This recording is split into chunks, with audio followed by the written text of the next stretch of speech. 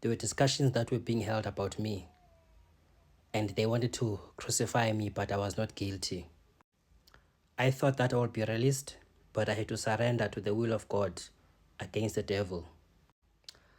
I was in a dark space that felt like it was an endless space, and my eyes were closed, and I was held in a position of a lamb. I couldn't move. I was like a lamb that was about to be slaughtered. And I felt that they will cut my throat. And in this moment, I had to call on God.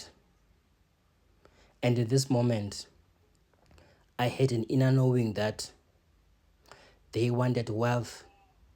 They wanted to sacrifice me in exchange for their sins so that they can get the spiritual wealth that was meant for the children of Abraham. I asked myself, what have I done? I cried. I cried. I said, God, why have you forsaken me? This for me was not just some spiritual experience that I had. This is what happened to Jesus Christ. Many of you are asking, how did he die? He was sacrificed to do isithwalo, not as they say. He was not sacrificed for our sins. He was sacrificed for their sins. He was held as a ransom, as Hebrews 9:15 says.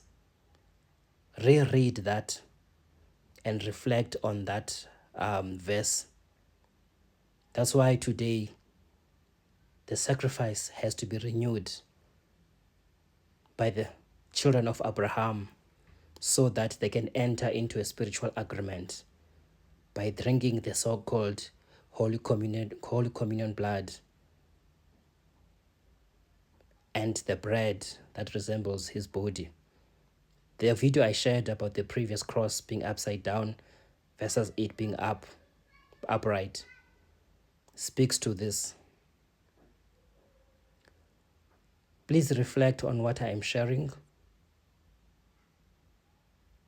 because they had to come and repackage the Bible, repackage what we know, for them to fulfill their spiritual laws.